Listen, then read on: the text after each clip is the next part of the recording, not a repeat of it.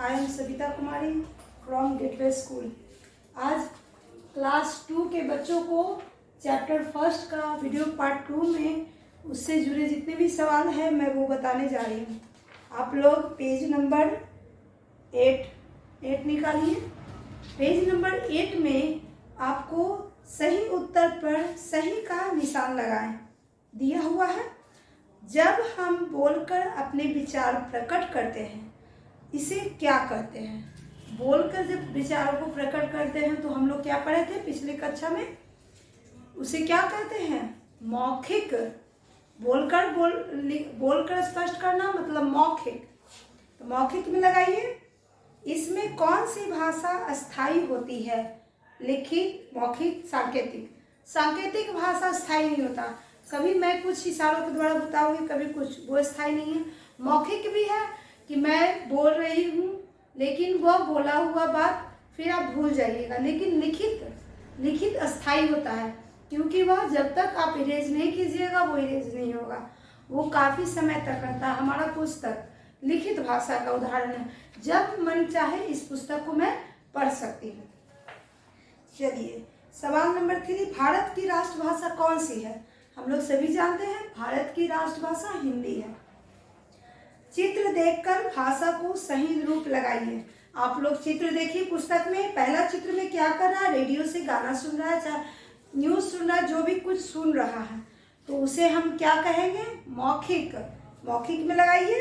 दूसरा में वो लिख रहा है, वो बच्चा कॉपी पे पेन या पेंसिल से कुछ लिख रहा है तो उसे हम क्या कहते हैं? लिखित। तीसरा में टीचर बोर्ड पे लिख रहे हैं तो उसे भी कौन सी भाषा कहेंगे? लिखित। चौथा में मोबाइल से एक लड़की बात कर रही है तो वो बात कर रही है, इसका मतलब मुंह से बोलकर बात कर रही है तो वो मौखिक होगा। समझ गए? चलिए आगे चलते हैं। सवाल नंबर 3, सही और गलत। सही कौन है, गलत कौन है, वो आपको लगाना है। पहला सवाल है, भाषा मन के विचारों के आदान प्रदान का माध्यम है। बिल्कुल सही है। भाषा के द्वारा हम अपने मन की बातों को किसी के सामने बोलकर प्रकट करते हैं या उस बात को लिखकर उसको देते हैं तो वो प्रकट होती है। तो भाषा ही है जो हम अपने मन के विचारों को सामने वाले पर प्रकट करते हैं, तो ये सही है, इसमें गुड लगेगा। दूसरा है, भारत में अनेक भाषाएं बोली जाती है। आपको भी पता है भारत में एक भाषा नहीं अनेक भाषाएं बोली जाती है, ये भी सही है। तीसरा है, 15 सितंबर को हिंदी दिवस मनाया जाता है। गलत। 14 सितंबर को हिंदी दिवस मनाया जाता है, 15 को नहीं, तो इसमें कट। चौथा कह रहा है, सभी भाषाओं की लिपि एक जैसी होती है। ये भी गलत है। हिंदी की देवनागरी होती है, अंग्रेजी की रोमन होती है, उर्दू की फारसी होती है। हम लोग लिपि में पढ़े हैं कि हर भाषा की लिपि अलग अलग होती है, तो ये गलत होगा। पांचवा सवाल है, व्याकरण हमें भाषा के शुद्ध रूप का ज्ञान देता है। बिल्कुल सही है। भाषा व्याकरण ही हमें शुद्ध बोलना, शुद्ध पढ़ना और शुद्ध लिखना सिखाता है, ये भी सही है। चलिए हो गया। सवाल नंबर 4। सवाल नंबर 4 का मैंने अब बोर्ड पे लिखा है। चिन्ह लगाने तक मैं बोलकर बताती हूँ, आप लोग लगा लीजिए, लेकिन लिखने का काम वो भी लिख सकते हैं आप लोग, लेकिन मैं लिख देती हूँ बोर्ड पे ताकि आप लोग से गलती ना हो। पहला है इसमें हिंदी, इसमें लिपि बताना है, किस भाषा की लिपि क्या है। तो हिंदी की लिपि क्या है? बोलिए। हिंदी की लिपि देवनागरी। उसके बाद अंग्रेजी, अंग्रेजी की लिपि क्या है? रोमन। उसके बाद है उर्दू, उर्दू की लिपि फारसी। पंजाबी की लिपि गुरुमुखी। उसी तरह से बंगाली, बंगाली किसकी लिपि है? तो बंगला भाषा है, उसकी लिपि कौन सी होती है? बंगाली। फ्रेंच भाषा की लिपि क्या होती है? रोमन।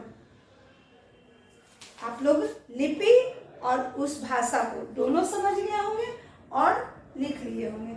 आगे बढ़ती हूँ प्रश्न उत्तर की ओर। इसमें सवाल 5 में प्रश्न को उत्तर लिखना है। पहला प्रश्न है, मौखिक एवं लिखित भाषा में क्या अंतर है? एकदम सिंपल सा अंतर है, आप लोग पहले भी पढ़ चुके हैं कि मौखिक और लिखित भाषा में क्या अंतर है।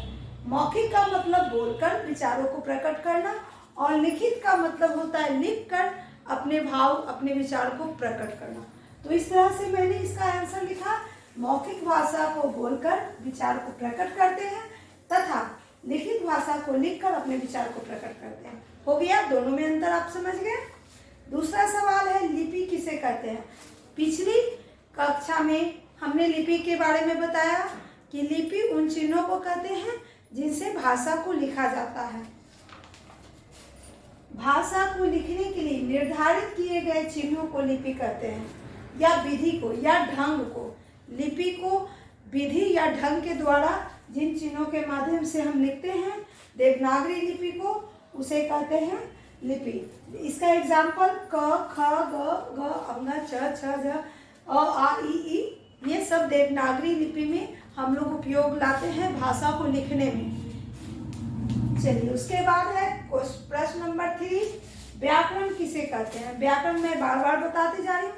जिस माध्यम शास्त्र से शुद्ध पढ़ना, शुद्ध लिखना और शुद्ध बोलना सीखते हैं उसे व्याकरण कहते हैं। व्याकरण के माध्यम से ही हमको शुद्ध और अशुद्ध की जानकारी मिलती है। तो इस तरह से हम लोग पूरे सवाल को बना चुके हैं। आगे है खेल खेल में। कुछ सवाल आपके पुस्तक में खेल खेल में दिए हुए हैं। इसमें एक वर्ग पहेली दिया हुआ है, उसमें आपके विभिन्न तरह के भाषा दिया हुआ है। उन भाषा को चुनकर अंडरलाइन करके लिखना है। उसमें से कुछ भाषाओं को मैंने अंडरलाइन करके लिखा है, हिंदी, मलयालम, गुजराती, पंजाबी, तेलुगु। आप लोग इसमें से और भी भाषाएं दी हुई हैं, लिख सकते हैं। उसके नीचे दिया हुआ है एक फूल बना हुआ है, पुष्प बना हुआ है।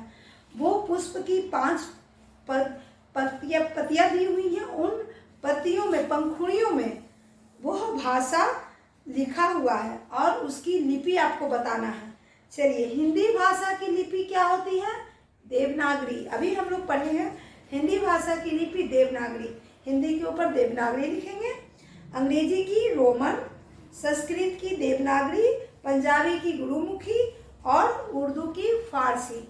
इस प्रकार देखिए, हमने उन भाषाओं के सामने उसके लिपि को लिख दिया है। आपको भी इसी तरह से करना है पुस्तक में।